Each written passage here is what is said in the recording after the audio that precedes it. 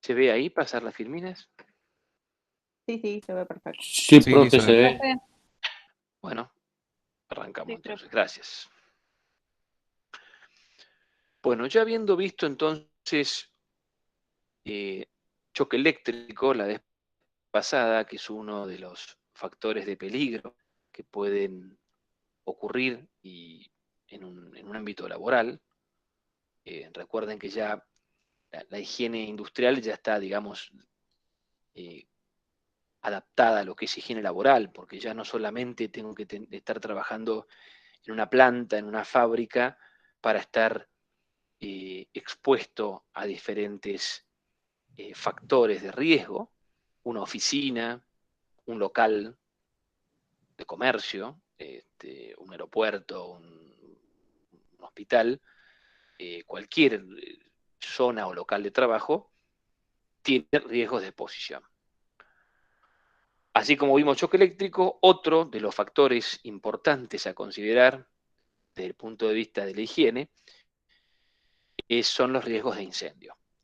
Nosotros vamos a abordar el riesgo de incendio con una mirada desde el punto de vista de la higiene ocupacional. El resto, que tiene que ver con cómo deben estar construidos esos locales, justamente para evitar que se generen incendios, qué materiales tienen que estar utilizados, cuáles son las condiciones de seguridad que deben reunir las instalaciones para hacer las pruebas de fuego, todo lo que tiene que ver con las brigadas y los brigadistas contra incendios, los planes de evacuación, el uso apropiado de los matafuegos, todo lo que tiene que ver con el equipo de protección personal que tienen que reunir los brigadistas. Todo eso se lo dejo a la parte, ya lo van a ver o lo han visto ya en las partes de seguridad. Lo que yo me voy a basar básicamente es en los incendios, en el riesgo de incendio, como un factor, como un peligro potencial dentro de lo que es la higiene ocupacional.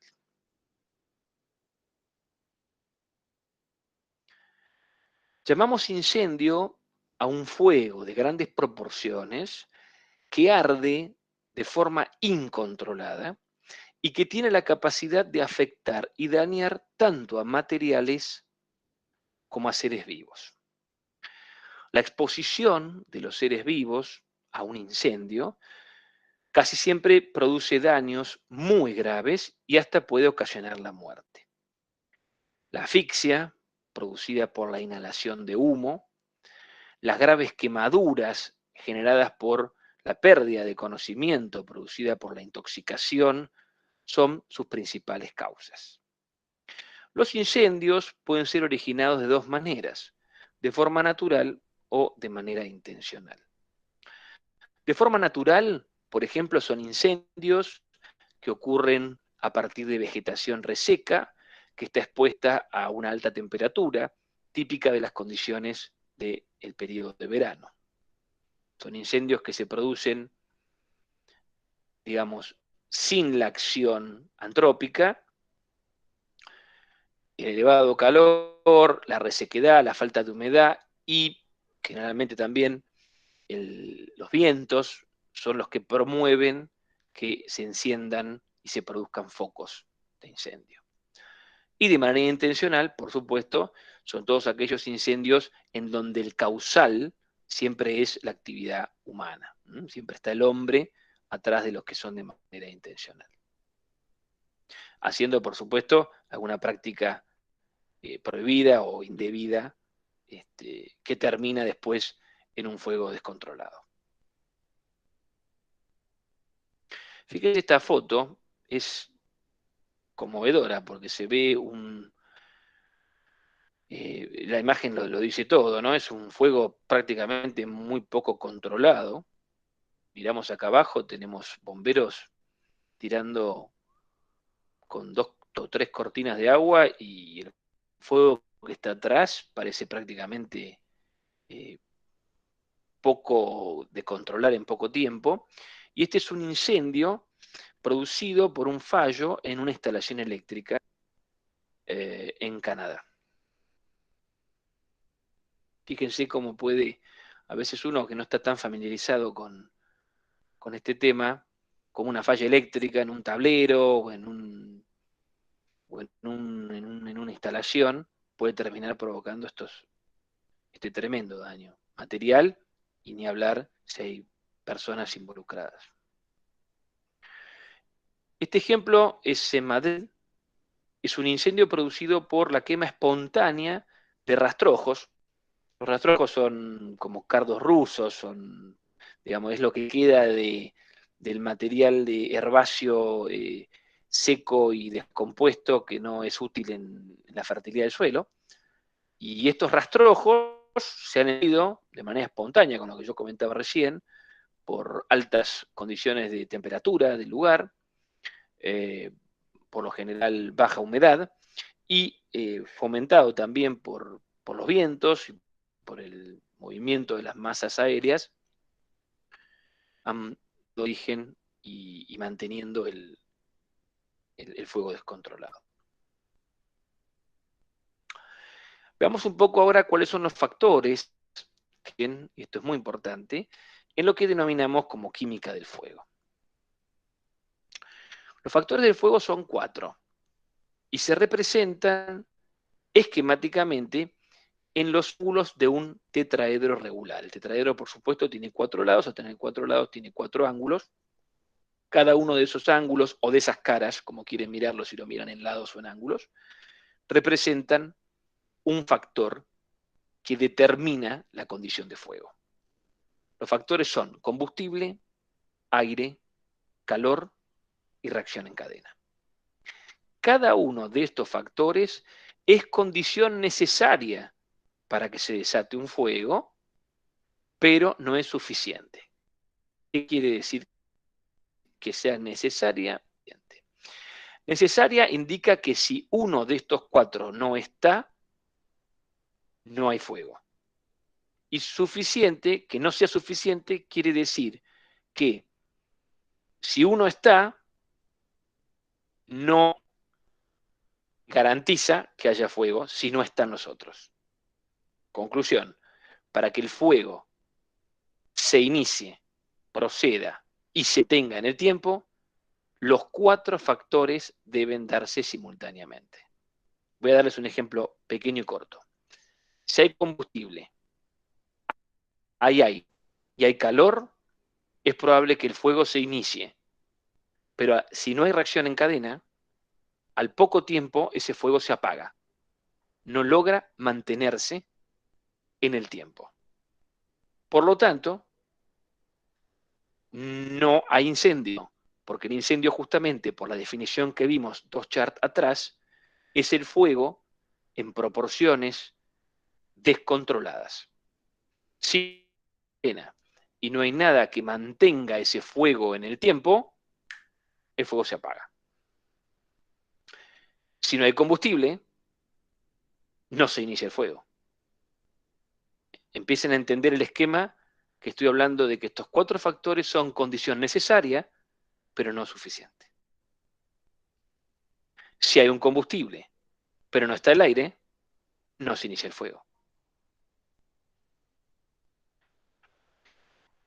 Este es el tetraedro del fuego que les quería mostrar recién, que tiene en cuenta estos 4 factores: combustible, oxígeno, calor y reacción en cadena.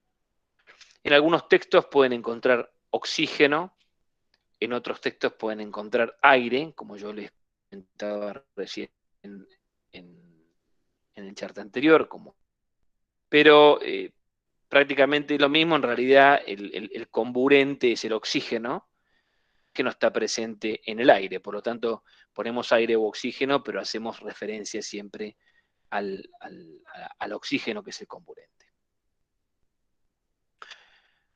Veamos qué es un combustible.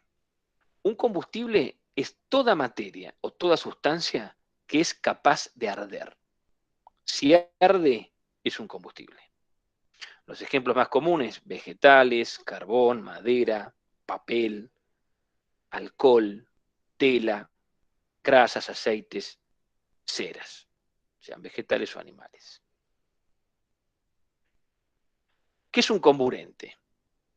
Para que un combustible pueda arder, necesita sí o sí de un comburente. Es decir, el comburente es el medio donde el combustible puede quemarse. El comburente más conocido por nosotros es el oxígeno. Fíjense que pongo O2 porque es oxígeno bimolecular. El oxígeno no está en la atmósfera como O, como átomo de oxígeno. El oxígeno está en la forma de aire, o sea, está en estado natural como oxígeno 2, o sea, dos átomos de oxígeno unidos entre sí, formando una molécula diatómica de átomos de oxígeno. Por eso el oxígeno se representa anímico como O, pero oxígeno como sustancia es O2. Son dos átomos de oxígeno que están unidos entre sí. Cuando en vez de unir dos átomos de oxígeno, uno tres átomos de oxígeno, tenemos O3. Y el O3 no es otra cosa que el ozono. Este comburente, que es el oxígeno, está presente en el aire en aproximadamente un 21%. O sea que de la composición del aire, el 78% es nitrógeno, el 21% es oxígeno y luego hay un 1% restante que está ocupado por otros gases, en mucha menor proporción entre ellos. Este oxígeno es quien reacciona con el combustible para producir la combustión. La combustión no es otra cosa que la reacción química que se da entre un combustible y un comburente para producir, según las condiciones en que se verifica, dos tipos de productos distintos. O sea, dicho de otra manera, la combustión, que es la reacción química en la cual un combustible se quema en presencia de un comburente diferentes. Puede producir dióxido de carbono y vapor de agua, por eso pongo, miren estas G que están aquí entre paréntesis, indican el estado de agregación. En realidad, más que el estado de agregación, el estado físico, perdón, que tienen las sustancias. Por lo tanto, el dióxido de carbono está en forma de gas y el agua está en forma de gas. Por eso es vapor de agua. Entonces, según se verifique la reacción de combustión, podemos obtener como productos dióxido de carbono y vapor de agua cuando la combustión se dice completa. Y monóxido de carbono y vapor de agua cuando la combustión se dice incompleta. Una combustión completa, básicamente, cuando este combustible arde con oxígeno, que es el comburente, pero en un exceso de oxígeno. O sea, cuando hay suficiente cantidad de oxígeno para que todo este combustible logre que se considera completa. En caso contrario, es incompleta esta combustión cuando hay insuficiencia de oxígeno. O sea, cuando la proporción de oxígeno presente y reaccionante con ese combustible no es la suficiente para que todo el combustible logre combustionar. Si todo ese combustible no logra quemarse, la reacción ocurre en condiciones incompletas y en vez de obtener dióxido de carbono, obtenemos monóxido de carbono. El problema de estas combustiones incompletas, el que es monóxido de carbono, es considerado un gas tóxico, es un veneno, es un gas letal. Por lo tanto, si nosotros o una persona o un animal vivo ingiere, que necesita oxígeno para poder vivir como nosotros, ingiere monóxido de carbono, recibe o padece una intoxicación que le puede producir la muerte por asfixia celular. De aquí por eso es tan importante el problema de cuando llegan los periodos invernales, que nos recomiendan siempre tener cuidado en casa con los termotanques, con las calderas, con los lefones, con las estufas, etcétera, que trabajan con procesos de combustión, porque si la llama no es la correcta, uno puede en la llama dar si la combustión es completa o incompleta. Cuando la llama es más bien azul, más bien roja, cuando la llama es más bien naranja, más bien amarillenta, está indicando que la combustión está en tipo incompleta y que falta oxígeno para llevarla a esa coloración más rojiza y azulada. Profesor, perdón, Conclusión. ¿se escucha entrecortado? ¿No? A ver. No sé ¿Ahí si mejora? ¿Mejora ahí? Pero A ver. Puede ser la conexión de internet. A ver, ahí me escuchan mejor. Ahí me escuchan un poco mejor. Sí. Bien. Entonces,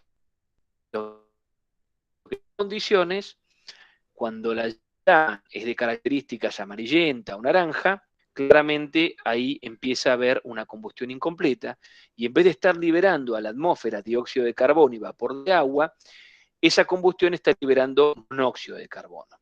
El monóxido de carbono, el problema que tiene es que es un gas inodoro, es un gas inodoro y es un gas insípido. O sea, nosotros no nos damos cuenta que hay un tenor de monóxido de carbono en el aire y por lo tanto, sin darnos cuenta, empezamos a incorporarlo en nuestra respiración.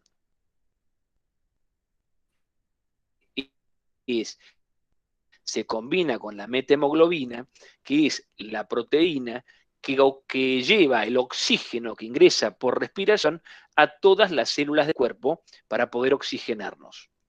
Piénsenlo como que el oxígeno es que arriba por inhalación a la sangre necesita de un carrier, de un transportador hacia todas las células del cuerpo. Es como que la sangre sería el mar, si quieren verlo gráficamente, el oxígeno es el pasajero y la metahemoglobina hace como de barca o de bote que conduce al oxígeno hacia todos los canales que van hacia los puntos distintos de nuestra célula para cumplir la función de respiración.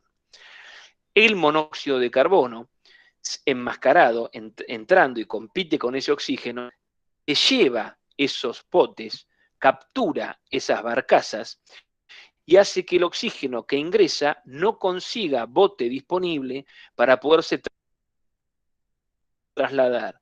Por lo tanto, no llega hacia las células del cuerpo y comienza a haber una anoxia. Eso se llama envenenamiento por monóxido. Esa anoxia lo que produce es una falta de oxigenación a nivel celular que luego, generalizada, termina con un paro cardiorrespiratorio por asfixia.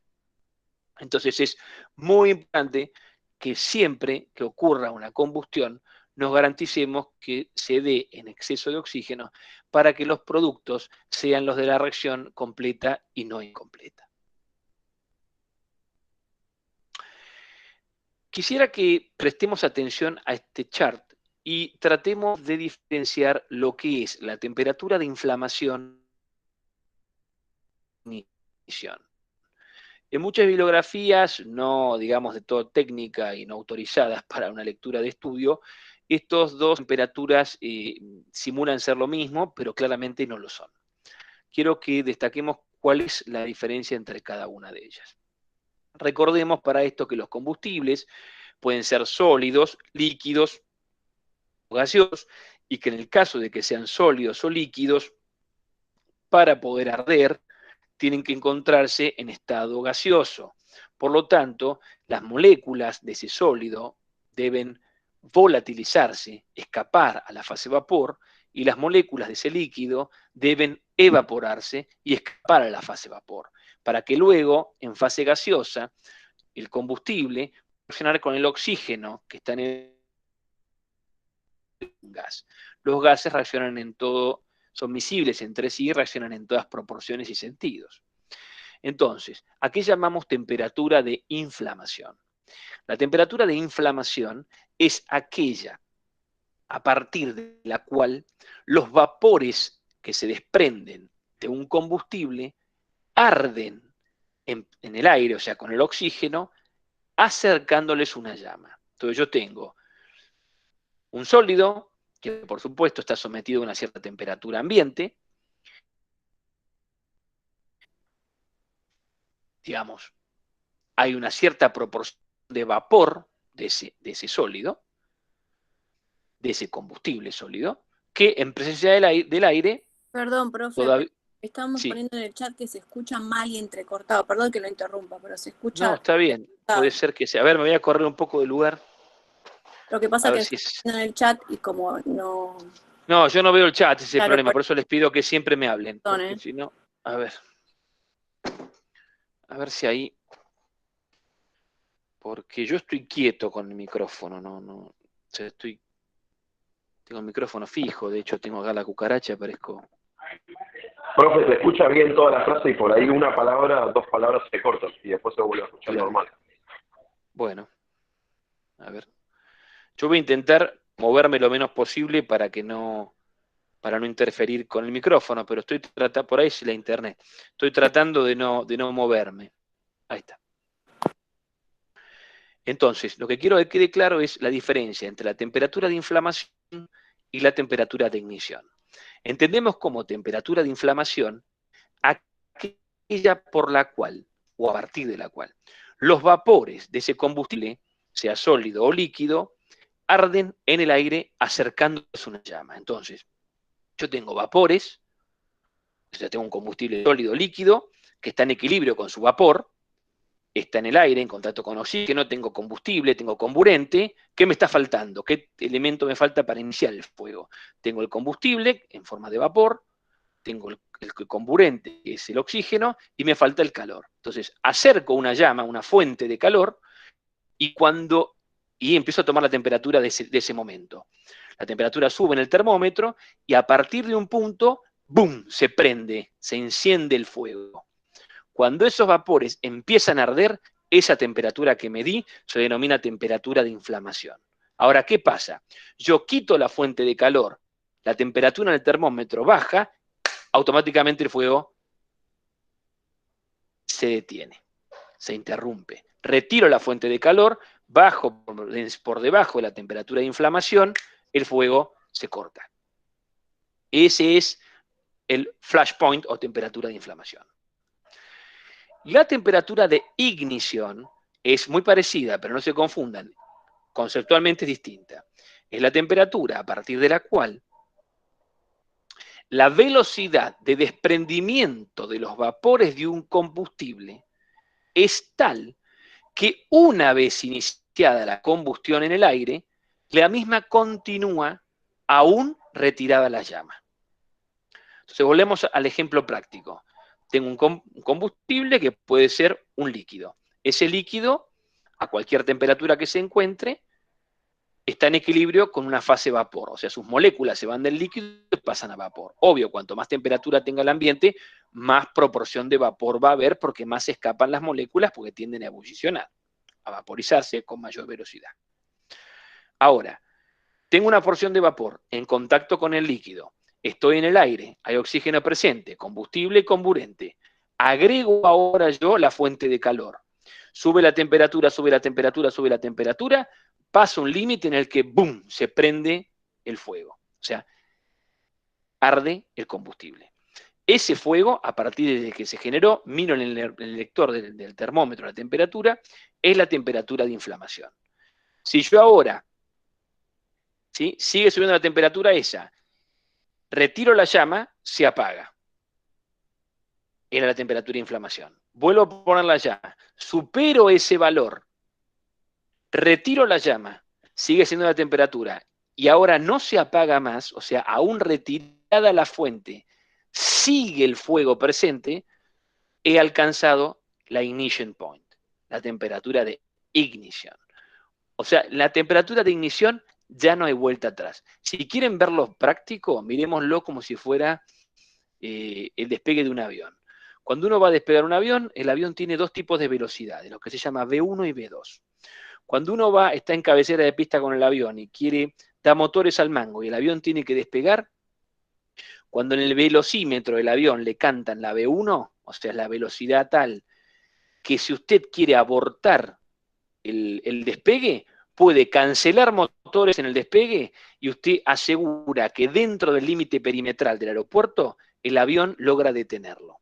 Si usted supera la V1 y quiere cancelar o abortar un despegue, ya el avión se va a salir de pista, se va a ir de los límites perimetrales, y va a pasar como pasó con el avión del APA, que salió del aeroparque y terminó explotando enfrente en la costanera, porque canceló su despegue superada la B1. Esto es lo mismo, en vez de B1 tenemos T1, T2. Entonces, en vez de B1 y B2 es T1 y T2. Superada la temperatura ya no hay vuelta atrás. Aún retiro la llama, el fuego ya está prendido. En cambio, si yo nada más llego a pasar la temperatura de inflamación y no llego a la de ignición, retiro la llama, el fuego se controla y se apaga. Por eso este cuadrado que yo puse acá abajo, donde dice que siempre la temperatura de ignición es superior a la temperatura de inflamación.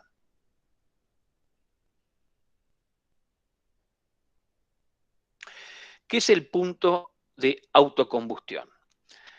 La temperatura de autocombustión es la temperatura a partir de la cual los vapores de un combustible se encienden en el aire, miren esto, sin la necesidad de una fuente externa.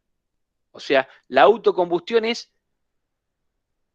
un fenómeno muy particular en donde un combustible en presencia de un comburente se enciende solo, sin necesidad del calor. ¿Se entiende? Esto estaría, como toda ley, rompiendo el principio de lo que hablábamos del triángulo del fuego, donde en el triángulo del fuego uno pone calor, comburente y combustible, y en el tetraedro agrega la reacción en cadena para que se mantenga la llama encendida. Ahora, en este caso, en la autocombustión, rompemos el triángulo del fuego porque es una sustancia que es capaz de encender, o sea, de arder en presencia de oxígeno sin la necesidad de una fuente externa. Esta autocombustión, por supuesto, es espontánea, ocurre sola, yo no le estoy agregando calor al sistema, y por lo general tiene un valor superior a la ignición.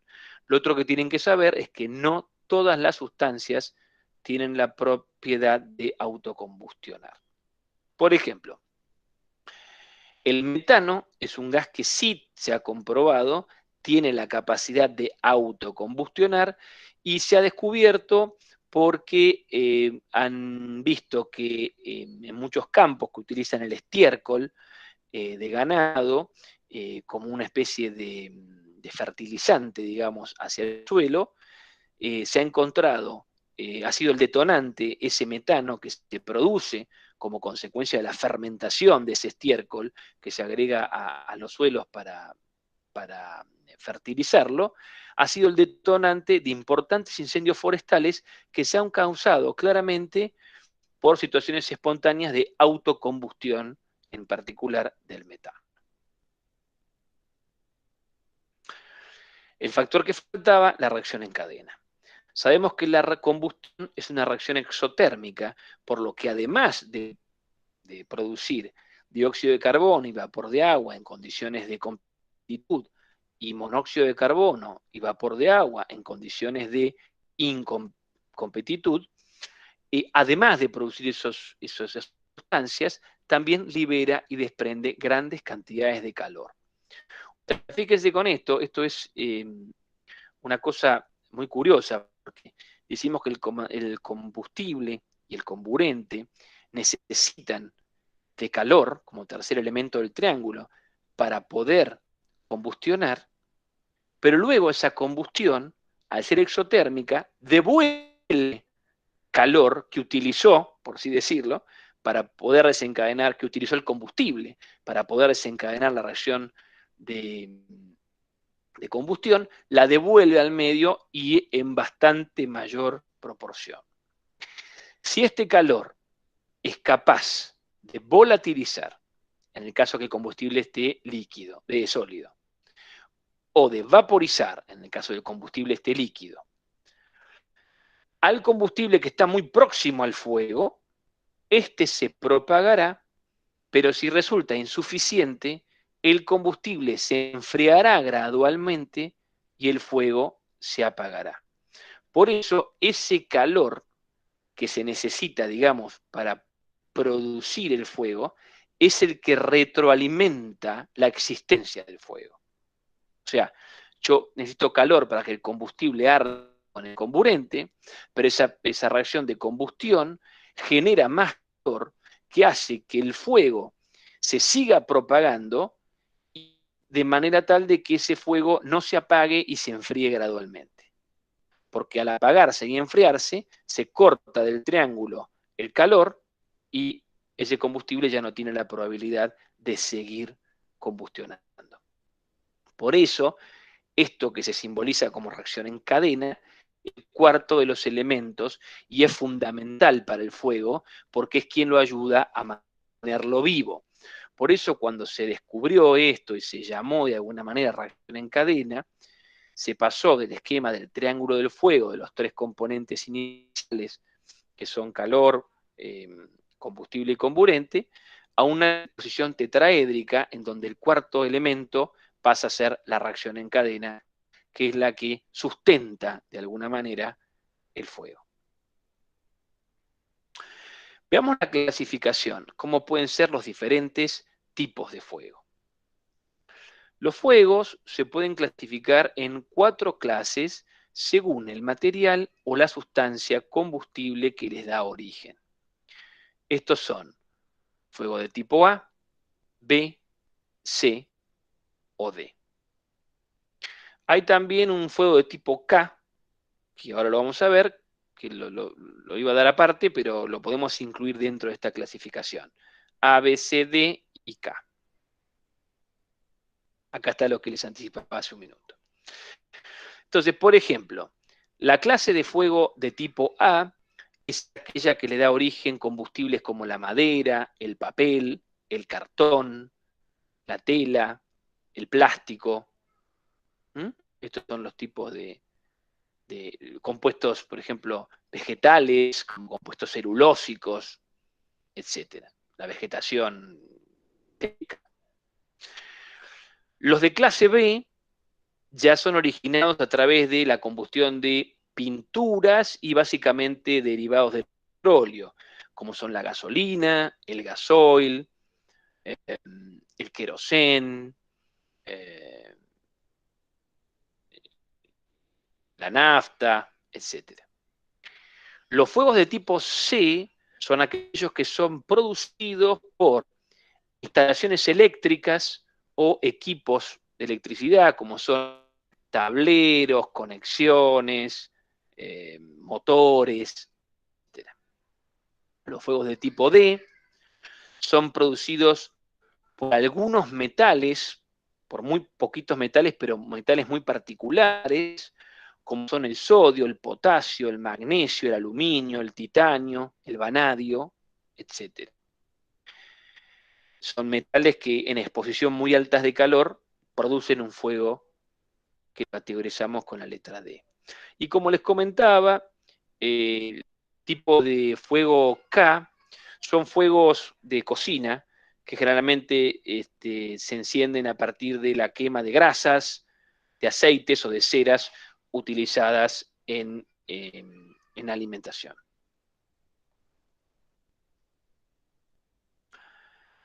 Bien, en cuanto a la extinción, solo voy a darles un pantallazo nada más de lo que me interesa, que estamos viendo química del fuego, no la parte de seguridad, para que ustedes puedan entender básicamente en qué consiste extinguir un fuego.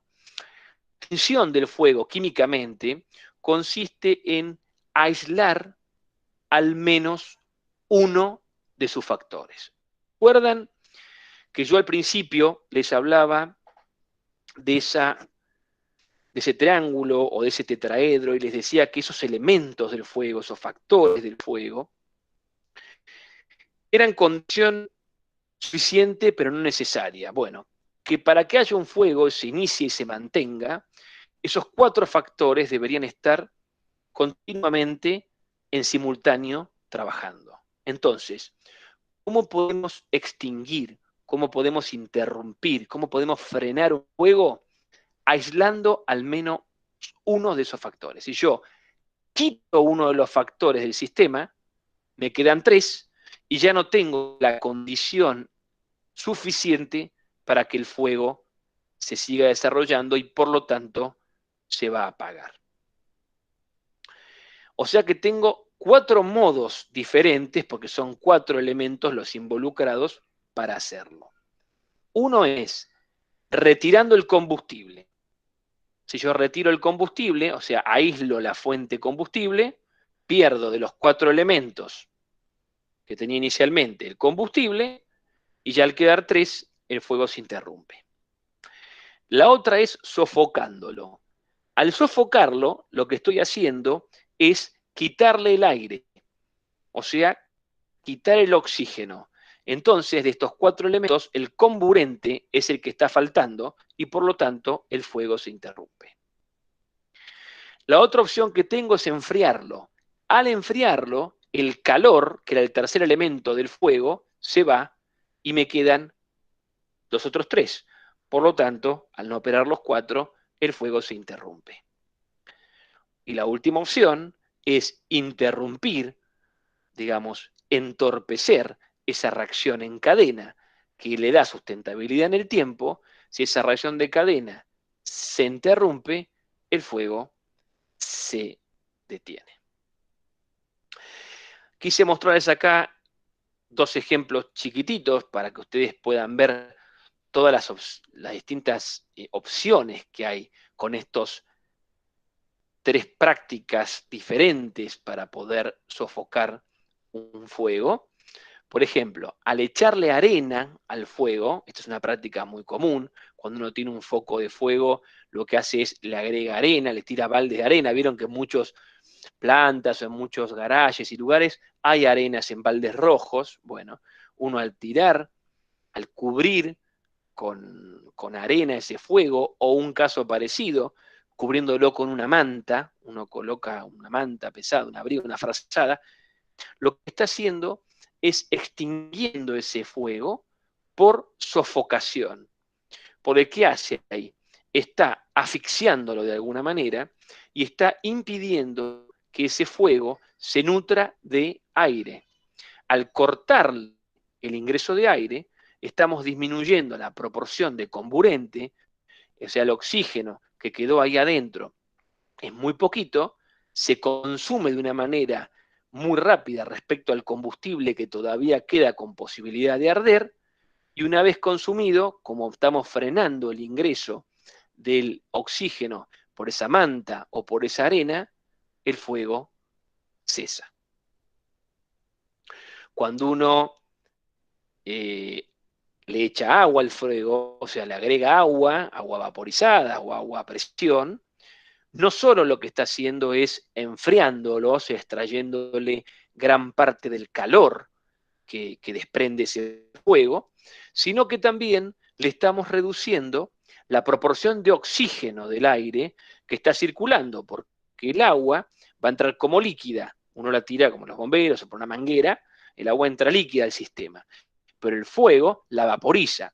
Al vaporizar, como los gases son miscibles en dirección y sentido, ese vapor de agua entra en tanta cantidad que desplaza al oxígeno. O sea que, y aparte tiene la capacidad de expandirse una vez que se convierte en estado gaseoso, prácticamente 2000 veces más que el oxígeno. Por lo tanto, esas moléculas de vapor de agua, de alguna manera, dispersan, o sea, desplazan, eso es químicamente lo que ocurre, al oxígeno, y entonces disminuyen la proporción de comburente. Por lo tanto, el chorro de agua básicamente tiene 2 efectos.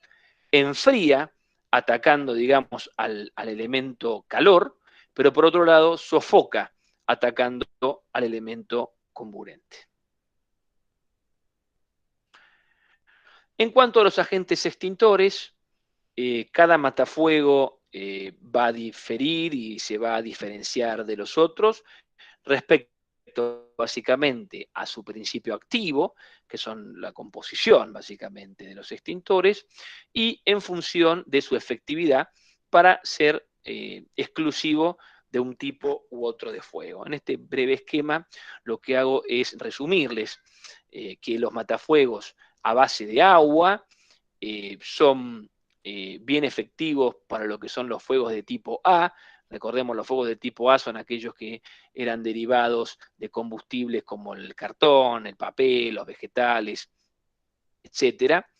Los que son a base de espuma son aptos para fuegos de tipo A y B, o sea que sumar estos combustibles como el cartón y la madera, ya tenemos combustibles de tipo derivados del petróleo y pinturas.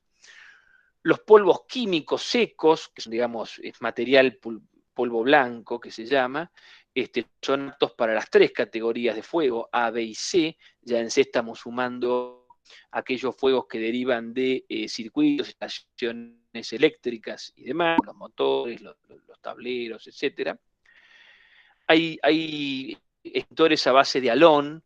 Los halones son clorocarbonados, son compuestos de cloro y de flúor, además de carbono, oxígeno y hidrógeno, y esos también son aptos para los 3. Hablamos de ecológico porque muchos de los halógenos son nocivos para el ozono, entonces está probado que una abundancia en halones en la atmósfera, porque recuerden que estos polvos cuando uno aplica un extintor terminan en la atmósfera, son destructivos del ozono y son responsables de la disminución de la capa de ozono, por lo tanto hay que usar halógenos que no dañan la capa de ozono, que los hay, o que tienen menor impacto sobre la destrucción del ozono.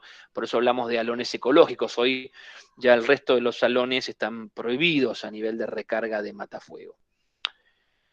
El dióxido de carbono es un buen agente extintor para los fuegos de tipo B y C, y para los fuegos de tipo D y K se utilizan agentes especiales, que son composiciones, formulados comerciales específicos para el tema de fuegos producidos por metales especiales como el sodio, el magnesio, el titanio, y para los productos, básicamente las grasas de cocina, como son las grasas y aceites vegetales y animales. Bueno, esto fue la presentación de hoy.